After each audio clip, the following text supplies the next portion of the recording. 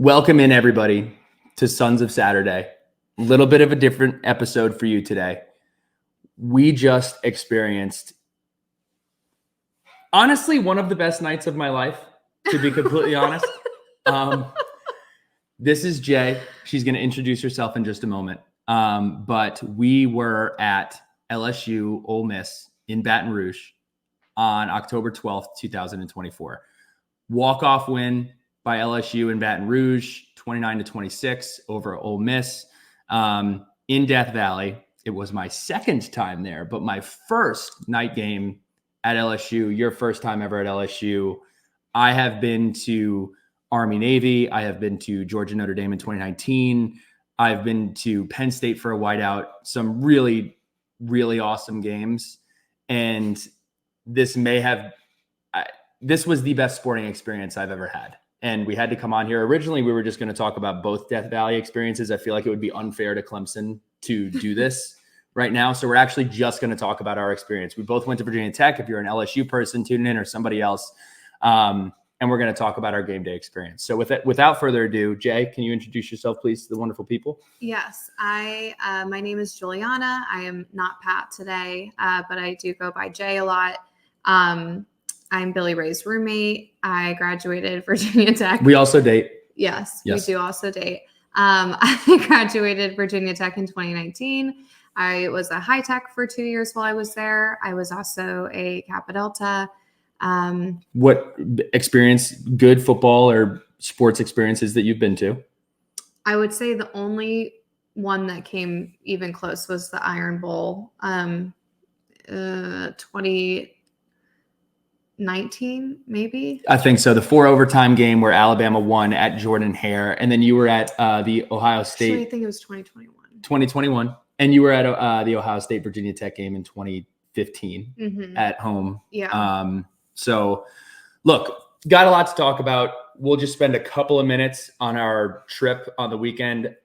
I have to give a huge shout out to my cousins, Caleb Domain and Lindsay Crowdis. They hosted us at their house. Awesome time. Yeah. Picked us up in New Orleans. You did correct me the first time that we started our recording that they're not both my cousins and married. Lindsay is my cousin and she married Caleb. So if you know how that works based upon family trees, does that make Caleb my cousin? Because then it'd be weird to say my cousins are married, but no. I digress. No. Landed in NOLA on Friday, hit Cafe Du Monde. The beignets are amazing. I don't typically like fried donuts or like the cakey donuts at all, but they were absolutely incredible. We also went to I think it was called Lafitte's. It's the oldest bar in all of New Orleans. We got purple drinks. That's what they're called. I asked Lindsay, I said, do you know what's in this? She said, I have absolutely no idea. I said, great. One kind of gets you. Yeah. Did not realize that NOLA just has an open carry policy. You can just walk around. It was her first time in Louisiana. It was. First time. That wasn't super evident. So let's talk about game day. Wake up in the morning, obviously a night game. And I just want to say I had badgered her. It would have been very difficult to live up to the expectations that I set for LSU. We'll come back around and say if it beat your expectations or not. But every video, every, hype, I was overloading her with content of LSU football weekend stuff. So we kicked the day off. And where did we go? Superica's? We went to Superior. We went to Superior in Baton Rouge. So my cousins live in Baton Rouge. And for those Virginia Tech people, a little bit of like a deluxe or like plus version of Elrod's. Very nice. 2 margaritas and I was pretty drunk, to be honest with you. I'm 250 pounds. They'll get after you. I did also have 5 beers or 4 beers at this place too. But it did get after me. These margs were definitely comparable to what a rail will do, but it tasted way, way, way better. Yeah. Yes. I would completely agree with you. So we were at Superica for, I'd say like an hour and a half. Superior. Sorry. We were at Superior for about an hour and a half. and headed in. And do you just want to talk about the tailgate scene for a little bit? Yeah, I would say just with basically any SEC school that I've been to and have tailgated out at, I can't speak. Can we? It's okay. No, keep it rolling. I mess up too. The point she's trying to make here is everyone is spread out, and it's incredible. I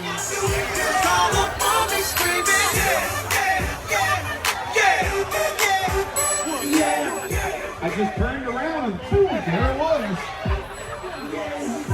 I am used to going to Sharky's and fighting for my life. I'm used to going to Tots feeling like I'm going to, go off the railing. It is so crowded. I would say one of the best parts is that Greek life is so huge down in the South, and they have such a big presence that they just help everyone spread out. And it's not like the fraternities and sororities are hosting for only the students. Right. Parents are there. There's bands. There's food.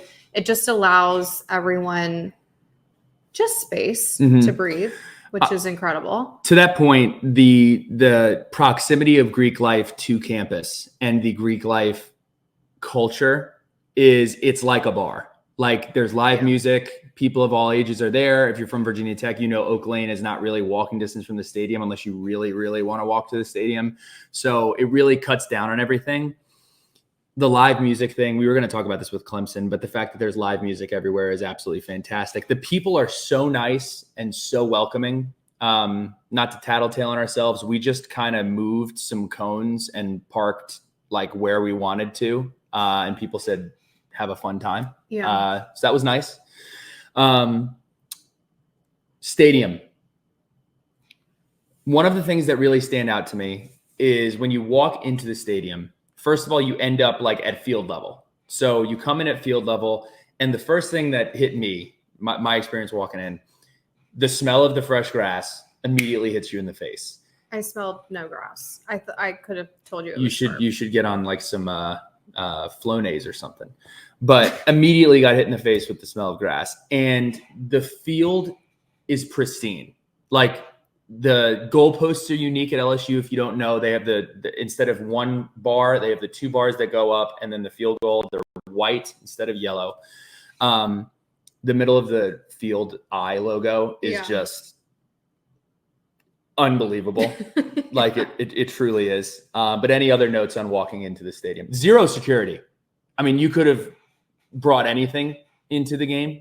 To be fair, though, there's been zero security from almost all school games that I've been to. We need to tighten it up. Which is extremely concerning. Yes. But there's no security to be found. I walked right in with my White Claw.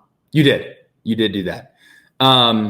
So any observations on the stadium besides its massiveness? Oh, they have their gate check-ins like down for Clemson and for LSU. At Tech, how again, just an absolute overcrowding problem, and it's a stampede to get in. They have designated gates, so it's incredibly well organized to get in and out of the stadium. And while the stadium was so huge, it still had such an intimate feel to it, which was, I think, really unique. I literally pulled my ticket out, and I was like thinking I had some time to get it ready. We were at the front of the line, ready to go in the stadium. Yeah. So let's move on. Do you have anything else on just kind of walking in, or should we go right to the entrances? I'd love to just go to the entrances. Let's do it. I think that was the only thing that it wasn't a letdown. It was just kind of a surprise. First of all, prayer before the game. Yes. Full-blown prayer. It was great. And you're kind of like looking around and you're like, this is so awesome. The band's playing, everything else. And then all of a sudden the team runs out. No build-up, no hype video. They're just like, and here come the Tigers.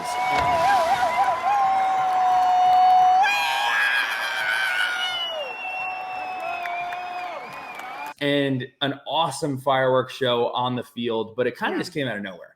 I was so busy looking at the fireworks that I thought that was the preview, and I was like, okay, I'm ready for this entrance to start. And then you look on the field and the players are all lined up, and like we've already started. So I know that something you liked was that there was a smoke screen. I hated that. Okay. Yeah. So the field's covered in smoke from the fireworks. Fireworks are purple and on the field. Very, very cool. The game. I cannot undersell this. The only comparison I have is like the first time you listen to like Dave Matthews, or the first time I cannot undersell this. Okay. The first time that you listen to like Dave Matthews or Coldplay and it's your first time hearing it, and it's just, you're overwhelmed by like the sound and the different noises that I don't know how you play football.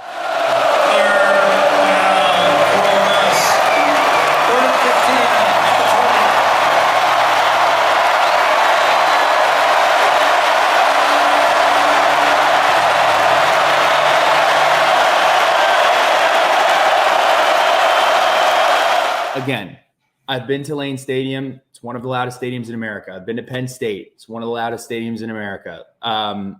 Madison Square Garden. It was by far, for 4 quarters, the loudest I have ever heard people continuously. And this wasn't a game that like LSU ran away with and like was playing great. Like LSU was losing for the entire football game. They never led until the last play of the game. And it was so loud. You just would have never known that LSU was behind. The No. fans are also intense and they're passionate, and I love and respect the hell out of it. So we were sitting by some Ole Miss fans during the game. We were, and they started. You can go ahead and tell the actual story of what happened here. They started chanting their hotty toddy, battle cry. And I can't tell you how many LSU fans stood up and like threatened their life over it. Yeah. And I just sat there, they said, get that shit out of the with section. my kettle corn and just try to be as unproblematic as possible. The rivalry is very serious. Obviously, Ole Miss, LSU, if you don't know it, they don't play each other last week of the season, but they're huge rivals. And I'm trying to think of some other things that happened during the game. Do you want to talk about the music? Do I? Go ahead. Now, I do want to paint this picture, and this is actually not a message to Virginia Tech, but maybe it's just like the cultural difference. At Virginia Tech, we get some Hokey Pokey. We get some Shut Up and Dance, some Journey, some Bon Jovi. The entire game, the whole game, it's Boosie, it's Lil Wayne, it's Meek Mill, and there are 8-year-olds singing along to Boosie lyrics. It's like kind of impressive, also a little concerning. And it's like everybody's on the same. It's not like, oh, the student section is just singing along to it. There are 80-year-olds singing Boosie. Yeah. Like. You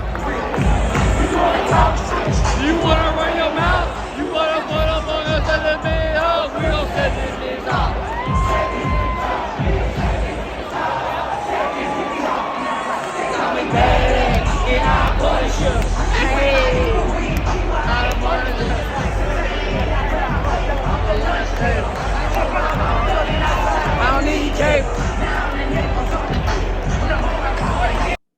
I mean, we were playing again, family show, but set that shit off.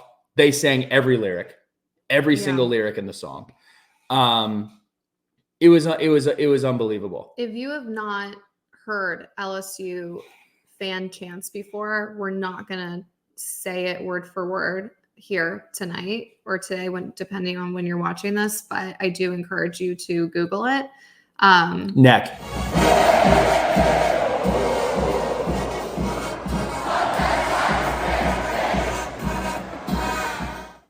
Thank you. It's wild. They played it 5 times. Absolutely wild. At least 5 times. They played Neck at least 5 times. And I didn't know this. My other cousin, Josh, he calls up and he goes, did they play Neck? I said, yes, they played Neck. And he goes, okay. What they did is when they banned Neck, you can look it up. You can look up the lyrics. Apparently the student section would just apply the lyrics to other songs that the band would play. So they would still scream what the lyrics were. And another thing about the band is they're 110 yards away from us. They're on the other side of the stadium. So we were sitting opposite of the student section over where it says "Welcome to Death Valley." It felt like the band was playing in my face. Billy Ray must have asked 10 different times if they were mic'd up because he didn't believe that they weren't. No. They were incredibly loud, I will say. The crowd, I've never seen a crowd influence a football game the way that they did on Saturday night. We have to go back to the music. I Sure, haven't even please. aired my grievances about Please that. get them out. This season, more than any other season, I would say that this has just been my biggest pain point. And I feel like it's probably the area that I feel the most credible speaking to, just given its music. But there is no reason why the music that I play to get ready and to do my hair and makeup is hitting harder than the music that we're playing at the actual game. So this is a Virginia Tech gripe. Yes. Yeah. We cannot expect our guys to have to listen to the hokey pokey and then tackle the shit out of someone 10 seconds later. I have been against the hokey pokey. It's a little bit of a hot take, but I do think that we need to throw some bangers in there. It has to be tougher. It does. I'm going to bet all the money that I spend on coffee, and that's a lot. Anyone who knows me knows that's a large sum of money. I'm going to bet that none of those guys in the locker room, at practice, in the weight room are listening to Cake by the Ocean. And they're like, hell yeah, I'm ready to get it. Yes. Like, I've had it. Like, as a fan, I'm bored and sleepy. I can't imagine what that's doing to our guys. And music seriously does play an incredibly large part. As I also will coach fitness classes, I notice that when I change a playlist to something that people enjoy, they automatically are lifting heavier. They're jumping higher. They're moving faster. Like, we're not saying do away with Teenage Wasteland or some of those songs, but we can mix in some songs that get you ready to run through a brick wall versus songs ready to, I don't even know what you get ready to do when you listen to Cake by the Ocean. It sounds like a middle school dance. A little bit. That's my problem. We have got to revamp the playlist. That was that was one of my biggest takeaways is the type of music that is played and the crowd's involvement in the music. Yeah. I just want to say, like, some football stuff. Ole Miss had 12 penalties for 110 yards. I'm going to take a water break on that. They had a delay of game. They had 3 false starts. And again, this game was, in my opinion, tilted 30% because of just the crowd. Like, the crowd completely impacted this game. Like, I don't want to say we kind of won the game, but we did have a hand in it. 110%. I also want to point out, so a new thing, or not a new thing, but something that's kind of taken over college football has been the third quarter, like, switch. When you go into the third quarter, they played a song. So LSU's thing is they play Call in Baton Rouge.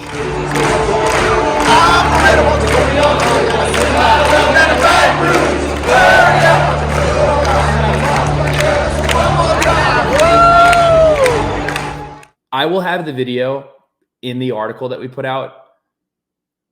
Oh, we're going to have an article? Yes. Nice. It was truly an out-of-body experience. Was it not? No, it was. Like Dixieland, awesome. You see a lot of videos of Dixieland Delight at Alabama or Shout at Oregon. This was unbelievable. Another thing that they do, having the LED lights, anytime they take a timeout, the lights are off. We need lights. It's pitch black. And then they light up the stadium in orange or in purple. And I don't know how you pay attention if you're on the other team. I would look at Ole Miss's huddles when they would call timeouts, and players are active. And these are guys in the SEC are actively, like, looking up at how crazy the environment was. And again, it's the best distraction method I've ever seen. It was the greatest sporting event I have ever been to. from beginning to end. The football game was the football game. It was a close game. It was sloppy. It wasn't like you stepped away and you were like, man, the players were so. I thought it looked great. The crowd, everyone caught what they were supposed to. But the crowd won the game for me. Like if I was handing a medal to somebody, it was I would put the medal around my own neck. Yes. Yes. Any other notes? I think what was interesting too is when we went to Clemson, I kind of felt like it was very corporate. Like in between the plays, they weren't involving the crowd. And we kind of stepped away and we said, nah, it must be a Virginia Tech thing. Like they're keeping people involved. They're keeping people excited with the game. There was zero downtime at this game. By the way, just some of the people that attended the game, Shaquille O'Neal was there. Livy Dunn was there. Paul Skeens was there. Jamar Chase was there. It was OBJ, Odell Beckham was there. Yeah. It was a who's who. Do you want to talk about NFLSU? Yeah, I mean, they do an entire PowerPoint presentation of all of the LSU players that have gone into the NFL. And I said it was like the end of a movie credit. There's a representative on every single team.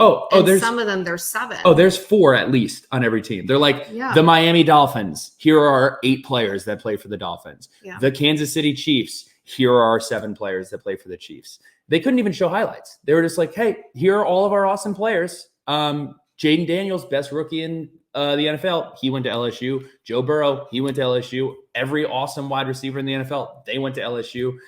So I just drank all the Kool-Aid. I really, enough positive things cannot be said about this experience. And I don't want to say, you said this after the game. You said, I simply don't know how I'll go to another football game.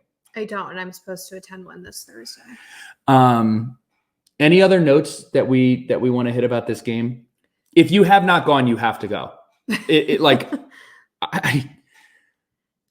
We stormed the field after the game. We had a ton of fans though who said that even that was the best game they've ever been to. Yeah. So while I'm sure every game is an incredible experience, I do think the one we went to was extra special. What I walked away from was it was remarkable to truly see a crowd of people who were so loud that it was the other team just straight up could not function. You couldn't talk. You couldn't listen. You couldn't paralyzing. Hear yourself think.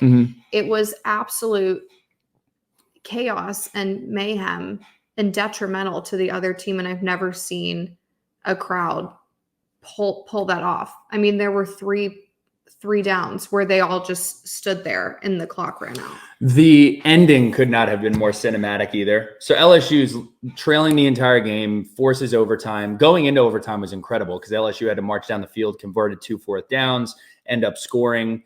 Crowd goes berserk. And then the crowd basically paralyzes Ole Miss's offense on their first drive in overtime. Ole Miss's kicker ends up hitting a 57-yard field goal.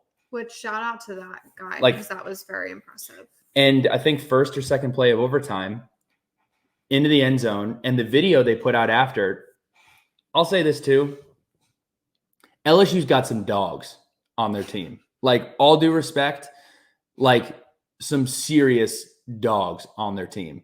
You look up and down the roster, the amount of aura and swag that they play with is unbelievable. They probably think they would beat up the Hulk Hogan or the Hulk if he was playing against them. The amount of swagger that team has that they just absorb from their crowd. It was sickening. It's just sickening. Was unbelievable. But anyway, so there was a video. I want to be that cool when I walk in somewhere. When they posted a video after, and the wide receiver, I forget his name, Kyron or something. Kyron Lacey. He, in the huddle before the play, said, I want one-on-one with 28. Motion him into one-on-one with 28, completely mosses 28, game's over. And immediately, band's going nuts, fireworks are going off, people are rushing.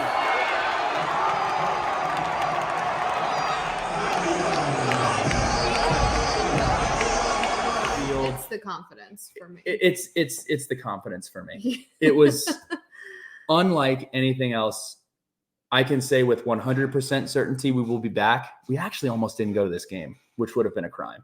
Yes, we would have been kicking ourselves had we had to watch on the couch with the general public. Yes.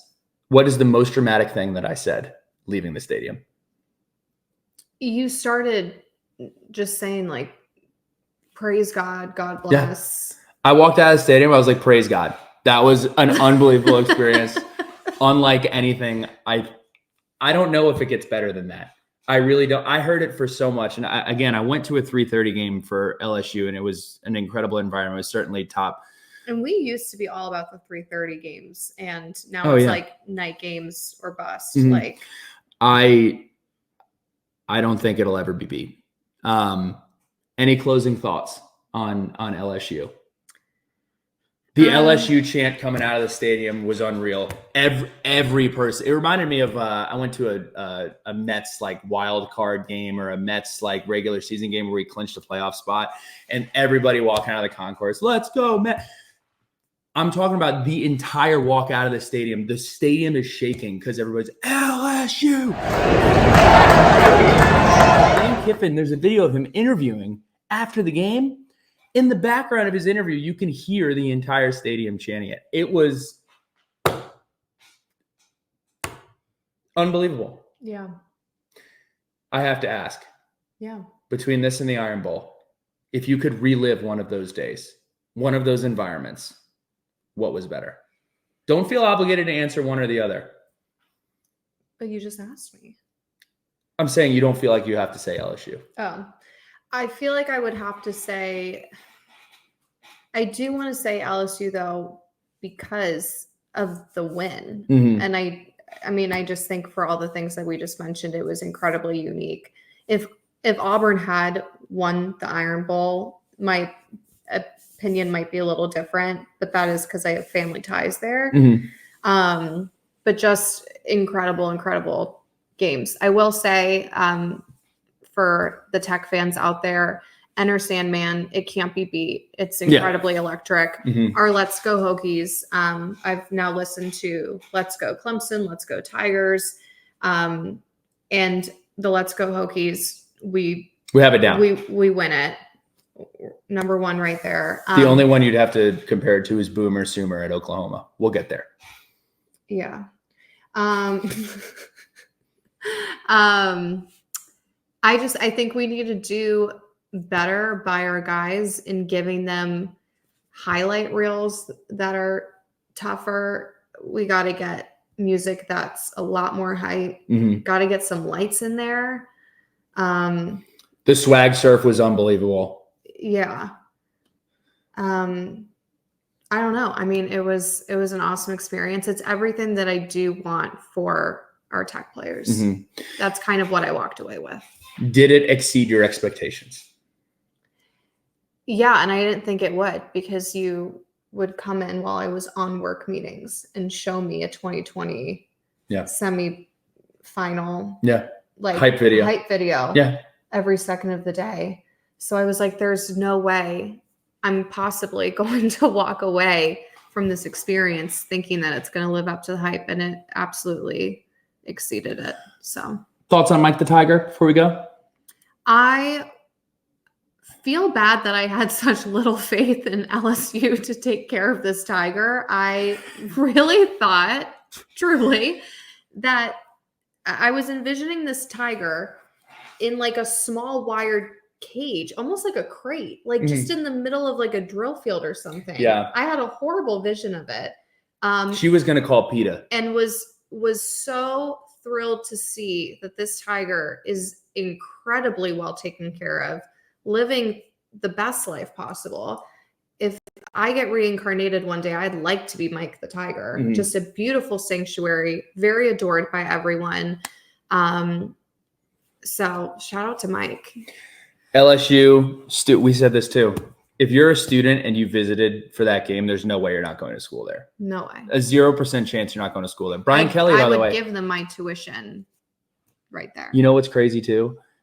there were people leaving the stadium after that game saying, well, Brian Kelly earned himself another week coaching here. Like, that is how high the standard is they were like, well, if he didn't win this game, we'd have to fire him. Brian Kelly's never lost a night at LSU.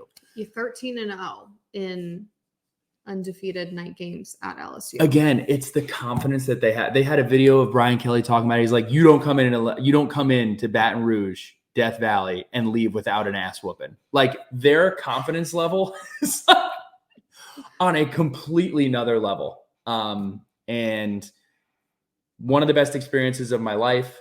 This is what makes college football so special. Death Valley, LSU, Baton Rouge, SEC, thank you. We will be back.